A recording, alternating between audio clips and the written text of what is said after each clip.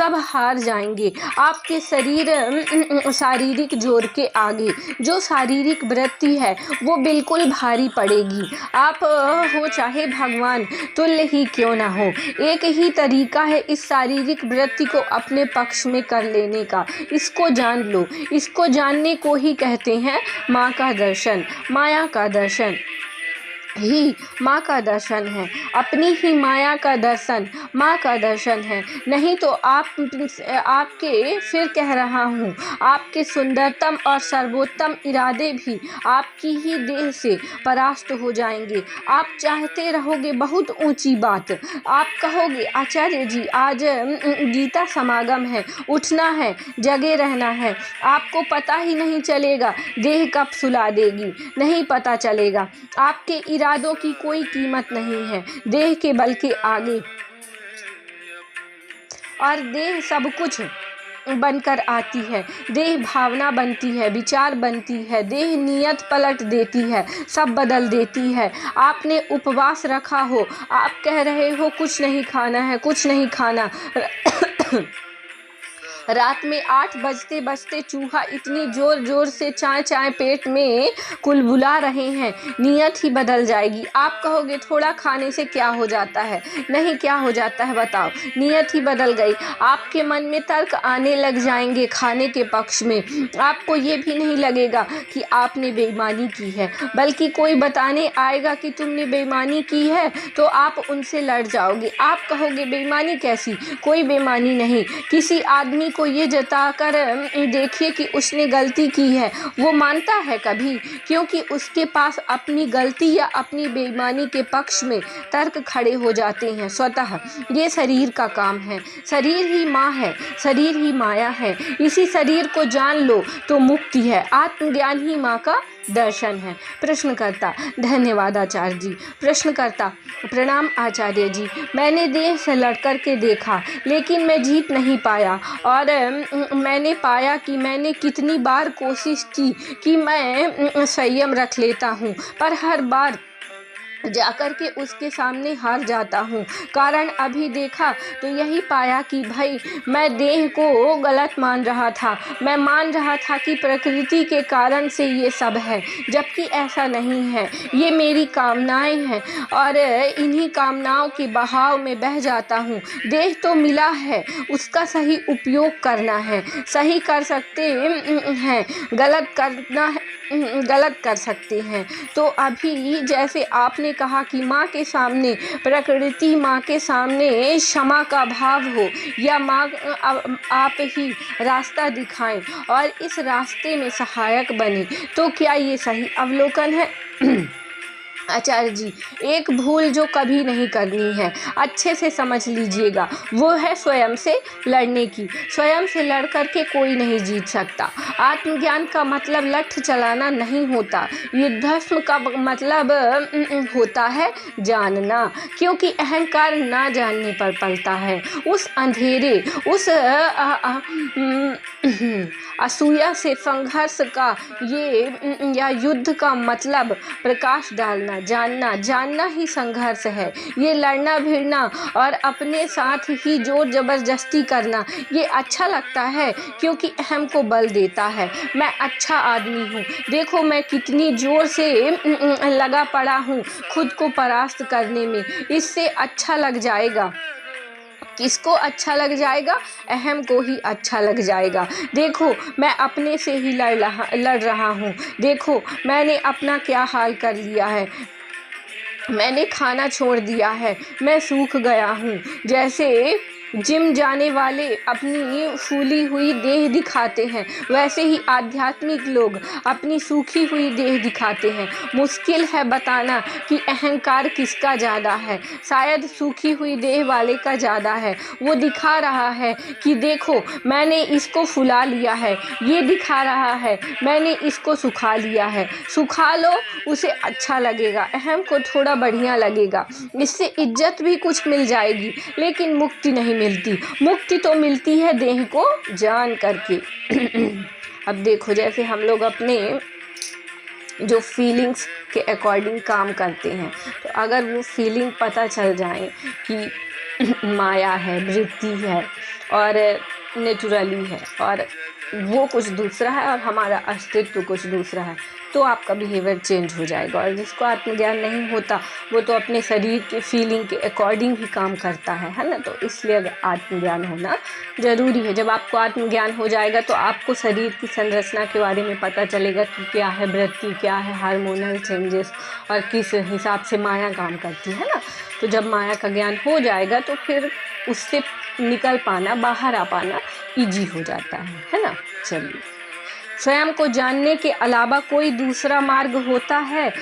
होता तो मेरे पास कोई स्वार्थ नहीं है, मैं आपसे छुपाता। बाकी दूसरे जितने मार्ग हैं भी वो भी ले दे करके तो आत्मज्ञान में ही जाते हैं। तो जब आत्मज्ञान में ही आना है तो शुरुआत ही वहीं से कर लो ना। इससे लड़ नहीं पाओगे बाबा। लड़ना ऐसा सा है जैसे टोटी खुली हुई है नल की और मोटी धार बह रही है और आप झाड़ू लेकर के लड़ रहे हैं उससे, सीख वाला झाड़ू लेकर के। जितना पानी फैल रहा है आप उससे लड़ रहे हैं। कैसे लड़ रहे हैं? झक झक झक झक झक लगे हुए हैं, बोल रहे हैं तू फैलेगा मैं समेट कर मानूंगा। इससे बड़ा अच्छा भाव आएगा भीतर, मैं योद्धा हूँ, मैं कितना कुछ कर रहा हूँ, मैं ऐसा हूँ, मैं वैसा हूँ। जीतोगे? बोलो जीतोगे? प्रश्न करता नहीं आचार्य जी। खुद को जानने का मतलब होता है देखो कि ये सब जो बह रहा है ये किस नल से, किस टोटी से आ रहा है, जान लो। जान लोगे तो बंद हो जाएगा। झाड़ू लेकर के झाड़ू को तलवार का तुम समानार्थी मान लो कि भीतरी युद्ध कर रहे हो। झाड़ू लगा लगा करके वो इतनी मोटी धार है, वो फैलता जा रहा है। वो जितना फैल रहा है तुम उतना झाड़ू मार रहे हो, कोई फायदा है? स्रोत पर पहुंचना होगा। नल स्रोत है, उस पर जाओ, बंद कर दो, उसके बिना कोई सफलता नहीं मिलेगी। बात समझ रहे हैं? संघर्ष नहीं करिए स्वयं से, देखिए कि क्या चलता रहता है। अपनी प्रतिक्रियाओं को देखिए, अपनी सफलताओं को देखिए, सफलताओं को भी देखिए और फिर देखिए कि कैसे आपकी सफलता में ही आपकी असफलता का बीज था। प्रश्नकर्ता आचार्य जी, इस बात में और स्पष्टता चाहिए। आपकी सफलता में ही आपकी असफलता का बीज था? आचार्य जी, हाँ, मैंने बहुत जोर से झाड़ू मारा, उतने में ऊपर टंकी खाली हो गई। खूब खुश हो गए, अपनी पीठ भी थपथपा ली, पूरे मोहल्ले को बुला करके अपनी पीठ थपथपा ली। क्या कि इनके झाड़ू मारने से देखो यहाँ पूरी सफाई हो गई, सब सूख गया और वो पानी बह रहा था वो भी बंद हो गया। क्या हुआ? टंकी खाली हुई थी। आप मस्त होकर के सोने चले गए, झाड़ू को तकिया बना करके, और एकदम खुश। टंकी थोड़ी देर में अब भर जाएगी। सो रहे हो, टंकी भर गई, नींद खुली, बाढ़। असफलता में सफलता में असफलता का बीज था। ऐसी सफलता जो आत्मज्ञान के बिना मिली है, तुरंत चेत जाइए, बहुत तगड़ी मार पड़ने वाली है। कोई कहे कि जीवन में मुझे किसी भी प्रकार की सफलता मिली है और आत्मज्ञान है नहीं, माने बहुत तगड़ी मार पड़ने वाली है। एकदम सुधर जाओ, कुछ आने वाला है, कुछ बहुत भयानक आ रहा है तुम्हारी ओर। आत्मज्ञान घर की हवा में ही नहीं, न बाप में है न माँ में है, लेकिन बच्चों को देख करके कह रहे हैं क्या मेरे शानदार बच्चे निकले, क्या शानदार बच्चे निकले। शानदार निकल ही नहीं सकते। बाप का मुंह देखो, माँ की शक्ल देखो, इनके शानदार बच्चे निकल ही नहीं सकते। पर अगर इनको लग रहा है कि निकले हैं शानदार बच्चे, किसी भी दिन पुलिस आकर बताने वाली है कि वहाँ पर वो 4 जुआ खेल रहे थे कि ड्रग्स मार रहे थे और ये पकड़ा गया है आपका झुन्नू। कुछ बहुत भयानक होने ही वाला है। बस जहाँ आत्मज्ञान के बिना ही सुख या शांति या सफलता लगे, वहाँ समझ लो कि टाइम पर बस टिक टिक कर रहा है, बस फटने ही वाला है। प्रश्नकर्ता, एक बात आप और बताते हैं, जैसे कि ये सब राम के लिए है, या ये सब कबीर साहब के लिए है? आपके लिए तो संयम है, आपको तो वो सब चीज़ों का ध्यान रखना है जो आपको रखनी चाहिए, सतत सजग रहना है। आचार्य जी, कैसे कैसे पता चलेगा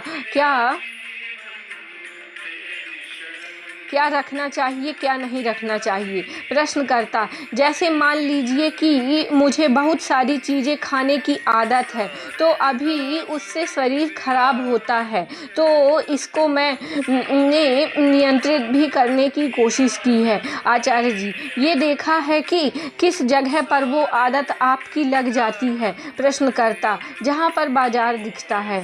आचार्य जी, बाजार आपको क्या चीज़ लेकर के जाती है? प्रश्नकर्ता, वो कामना ही लेकर के जाती है अंदर की। आचार्य जी, बाजार आपको ठीक वही चीज़ लेकर के जाती है, शायद देख लीजिएगा, जिसको आपने अपना जीवन, घर, परिवार, दफ्तर बना रखा है। देखिएगा, कोई भी बीमारी एक पूरा इकोसिस्टम, पारिस्थितिक तंत्र मांगती है। आत्मज्ञान का मतलब होता है कि सिर्फ बिखरे हुए पानी पर ध्यान नहीं देना है, उसके पीछे क्या है ये भी जान लेना है। प्रश्नकर्ता, आचार्य जी, आप बताते हैं कि जब तक आप आसपास को बदलोगे नहीं, तब तक परिणाम भी बदलने वाला नहीं है। ये वही बात है ना आचार्य जी?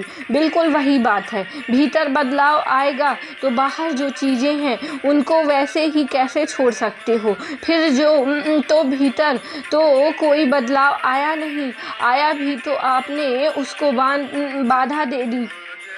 कोई कहे कि मैं भीतर से जान गया हूँ कि व्यर्थ ही आज तक मैं शरीर में ठूस रहा था माल, और उसको फ्रिज उसी माल से भरा हुआ है जिस माल से पहले भरा रहता था।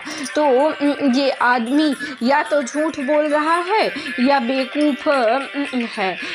अगर इधर भीतर कुछ बदलाव आना होगा तो उधर भी आएगा। तुम्हारा फ्रिज नहीं बदला तो तुम्हारी देह बदल सकती है क्या? बोलो।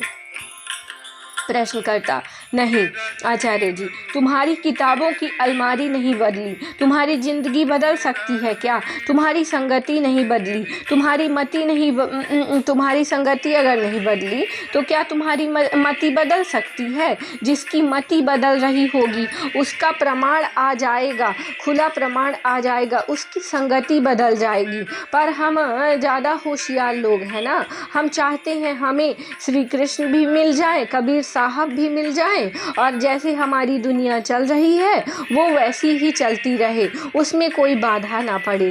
तुम कहते हो हम दोनों ओर से चैंपियन, विजेता हैं, छुप छुप करके आध्यात्म भी कर लेते हैं, और जो हमारा सामाजिक सांसारिक जीवन है उसके भी जो लड्डू हैं उसका स्वाद भी ले लेते हैं। ऐसा नहीं हो पाएगा। अगर श्री कृष्ण आते हैं ना जीवन में तो राजा बन करके आते हैं। जब वो आते हैं तो फिर आपकी दुनिया वो अपने हिसाब से चलाते हैं। श्री कृष्ण आपकी ज़िंदगी में आपके सेवक बन करके थोड़े ही आएंगे।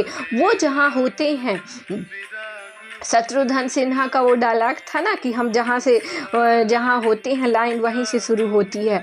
अगर वो आपकी ज़िंदगी में आएंगे तो फिर वो तय करेंगे कि अब और कौन रहेगा आपकी ज़िंदगी में, इसलिए तो आप उन्हें अपने जीवन में लाते ही नहीं, क्योंकि आपके जीवन में जो आपने भीड़ भर रखी है वो श्री कृष्ण से संगत नहीं है ना। श्री कृष्ण अंदर आ गए तो बाकी सब बाहर जाता है। श्री कृष्ण बाकी सब बर्दाश्त ही नहीं करते, कहते हैं या तो मुझे रख लो या ये गंदगी रख लो, और जिसने गंदगी से आसक्ति कर ली है उसने श्री कृष्ण के लिए अपने द्वार बंद कर लिए हैं।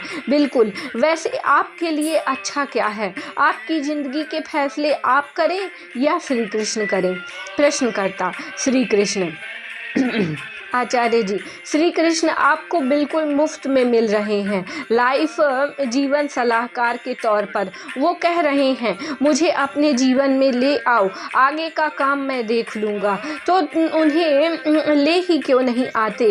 वो आकर देख लेंगे ना कि आपके फैसले कैसे होने चाहिए, आपके रिश्ते कैसे होने चाहिए, आपकी आजीविका कैसी होनी चाहिए, आपके विचार, भावनाएं, जो कुछ भी आपकी ज़िंदगी में हैं वो कैसा होना चाहिए वो संभाल लेंगे, आपसे बेहतर ही संभालेंगे, थोड़ा या आपसे बुरा कुछ करेंगे।